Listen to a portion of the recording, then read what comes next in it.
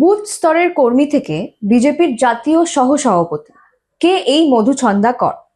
নমস্কার, কলকাতা টিভির পর্দায় আপনাদের সকলকে স্বাগত জানাই। সঙ্গে রয়েছি আমি তনুকা।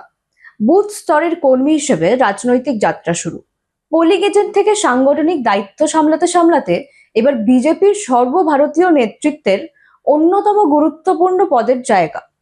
বিজেপির নতুন কেন্দ্রীয় কমিটিতে জাতীয় সভাপতিত্বের দায়িত্ব পেয়েছেন বাংলার চিকিৎসক নেত্রী মধুছন্দা কর। বাংলার দুই পরিচিত মুখ মধুছন্দা কর এবং মনোজ টিগ্গা জায়গা পেয়েছেন বিজেপির নতুন জাতীয় টিমে। তবে সবচেয়ে বেশি নজর কেড়েছে মধুছন্দা করের নাম, কারণ তাকে দেওয়া হয়েছে দলের জাতীয় সহসভাপতির মতো গুরুত্বপূর্ণ একটি দায়িত্ব। পেশায় তিনি একজন বিশিষ্ট ক্যান্সার বিশেষজ্ঞ।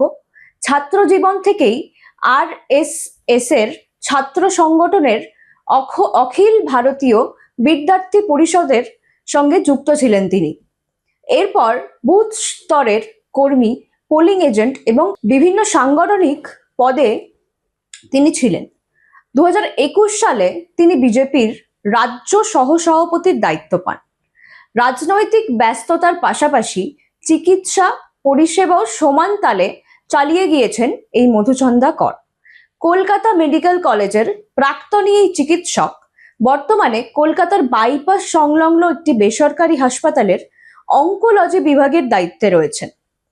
জাতীয় সহসভাপতি দায়িত্ব পাওয়ার পর মধুছন্দা কর জানিয়েছেন, বিশ্বের বৃহত্তম রাজনৈতিক দলের কাছ থেকে এমন দায়িত্ব পাওয়া তার কাছে অত্যন্ত সম্মানজনক এবং তিনি এটাও বিশ্বাস করেন দল এবং কর্মীদের সমর্থন নিয়ে এই দায়িত্ব সফলভাবে পালন করতে পারবেন তিনি। নারী ক্ষমতায়নের প্রসঙ্গে তুলে তিনি বলেন, বিজেপি শুধু কথায় না, কাজে মহিলাদের নেতৃত্বে তুলে আনার বিশ্বাস রাখে।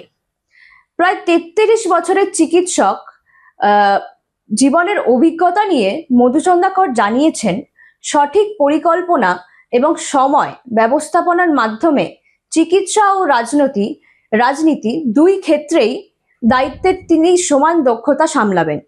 বাংলার প্রবাদ প্রতিম চিকিৎসক তথা প্রাক্তন মুখ্যমন্ত্রী বিধানচন্দ্র রায়ের আদর্শকে মেনেই তিনি এই দায়িত্ব পালনের পথে এগিয়ে চলবেন। বুথ স্তরের কর্মী থেকে দেশের অন্যতম বৃহৎ রাজনৈতিক দলের জাতীয় সহসভাপতি মধুছন্দা করের এই যাত্রাপথ এখন বিজেপির অন্দরে আলোচনার অন্যতম বিষয়।